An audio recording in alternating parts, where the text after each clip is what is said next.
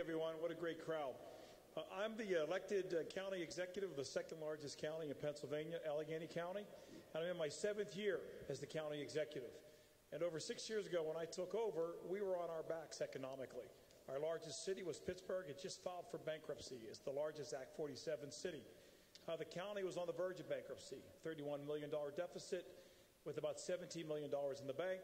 And our largest private employer left the region. That was U.S. Airways. They took their flights and their jobs.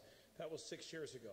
Today, our story's been on the front page of the New York Times 3 times, Newsweek, Forbes magazine, several different national commercial real estate magazines.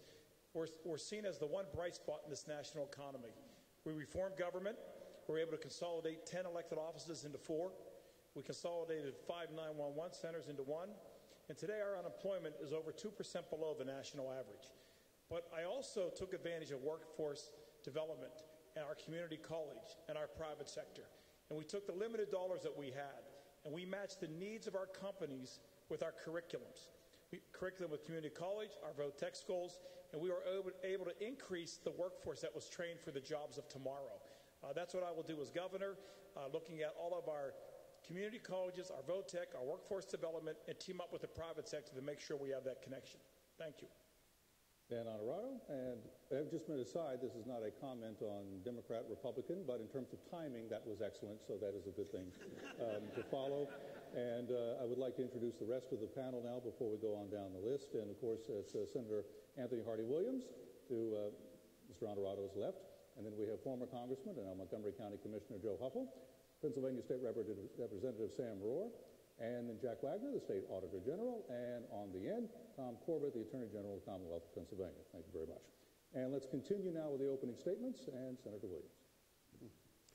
Thank you, and thanks to the sponsors for having us tonight. My name is Anthony Williams. I'm a state senator from Philadelphia in Delaware County, and I love the Eagles, so that should some cheap applause for that. But that said, appreciate it.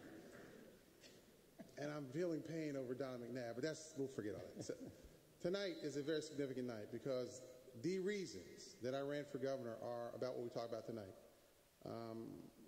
Chronically unemployed, generations that have not had a job training and educational system that has not supported them, and therefore we find ourselves as a city, as a state, as a Commonwealth, dealing with the consequence of prison overcrowdedness, children who are not prepared to go on to be adults, families that are dysfunctional, and an economy that sorely needs this population of young people to be a part of it. Pennsylvania is the 6th largest hub when it comes to biosciences, 2nd largest when it comes to research. And we have to import employees to Pennsylvania because we don't have enough high school graduates who are prepared. So tonight's discussion and my candidacy is around this population of young people and a generation who have not worked, and finding a skill set that's aligned with their ability to work. And the secrets which will unlock that possibility are not far off in distance. They're engaged in the private sector, small businesses, and colleges around the Commonwealth of Pennsylvania, and the ability to come out of a school district, which is going to have to be more challenging and more accountable for the amount of money that we're spending on it. And ultimately, the dreams of a population of young... Did that actually say stop? Did it say stop? No. With that said, my hope is that we will engage in this substantive conversation tonight with real answers and real solutions. Thank you. Senator. Commissioner Hubbell. Thank you for all of you for being here, and my thanks to the sponsors. I am running for governor because I want to challenge state government to do a better job. I think we've all seen the missed budget deadlines, the ethical problems, the hyper-partisanship. State government needs to improve. We can do better. I am running after 24 years in public life as a county commissioner, a state representative, and a member of Congress. During that time, I have pursued programs that have socially liberal values and fiscally responsible programs. And I want to take that same experience and background to Harrisburg as the next governor. I have worked on economic development, community revitalization, the expansion of educational opportunities, as far as early childhood education through the public schools and to higher education with a continuum of learning approach to education. I've supported environmental programs, most of all, I want government to be able to invest. And you can't invest what you don't have. State government needs a more fair and progressive tax structure so we can have sustainable programs. We need a graduated state income tax. We need to make sure that we base our taxes on income and ability to pay so we can in turn invest in schools, in education, and in better jobs. Thank you. Helpful, thank you. Representative Roy. Well, good evening, everyone. Good to be here as well. As a Republican candidate, I currently serve in the House 9 terms and serve currently as the chairman of the House Finance Committee.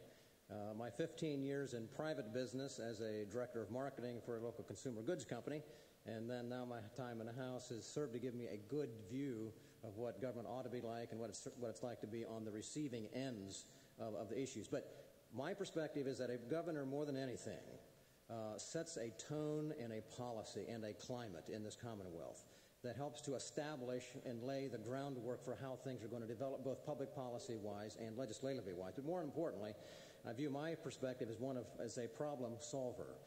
If we're going to deal with the workforce and economy issues in Pennsylvania, we have to look at why Pennsylvania is not we're not economically competitive and why we're on the bottom of the stack of the heap right now. Really, it's because our tax rates in Pennsylvania are the highest. Our regulatory climate is very, very restrictive. Our labor climate is not conducive for companies to come to Pennsylvania, and we have a legal climate that makes it that also makes us unfriendly. So these are the things, really, we deal with our problems and establish a climate. Business will come to Pennsylvania, and it will generate the jobs that we have so severely lost. Thank you. Thank you, Mr. Rohr. We now have a pair of generals, beginning with Jack Wagner. Thank you, and good evening. We're living in some tough times where 1 in 5 individuals is unemployed or underemployed, where 1 in 8 families are on food stamps, where our 2 largest counties right here, Philadelphia, lost over 20,000 jobs in 2009. Allegheny County, where I'm from, lost over 20,000 jobs in 2009. The unemployment rate continues to go up. Right here in Philadelphia, last month in Allegheny County, where I'm from, 0.6%. We are faced with some enormous challenges going forward. As Auditor General, I've been looking at state government from the inside out, auditing programs over 5,000 each year, trying to make suggestions where efficiency and effectiveness can be implemented to reduce our costs. We're faced with a $3 to $5 billion deficit, the next governor walking in the door. We need to cut state programs with a scalpel and not with a hammer. We need to make sure we cut the programs where there's waste and abuse and invest in the programs where we know there's a return on the investment. One of those areas is workforce development. That's the purpose of this evening's discussion, and I look forward to that discussion. Thank you. Mr. Wagner, thank you. Tom Corp. Good evening, and thank you for having me here today. I can't help but look out to my left at the view, Independence Hall, and think of what the men did there 233 years ago to establish a nation as great as this nation and a Commonwealth as great as this Commonwealth. Unfortunately, right now, I don't believe this Commonwealth is as great as it can be. We're watching other states pass us by every day, that they are more competitive, and in many instances, a lot of that has to do not only with the taxes, but with the lack of having qualified workforce for the jobs that are there. In talking to businesses across Pennsylvania, as I've been traveling it, many people are looking for good, qualified workers, but we don't have them trained. And I think that's what we need to talk about here tonight. I was in Western Pennsylvania one time almost a year ago, and they told me that they had a very difficult time in this one company finding qualified workers to do the precision manufacturing that they were doing. That demonstrates to me that there's a breakdown.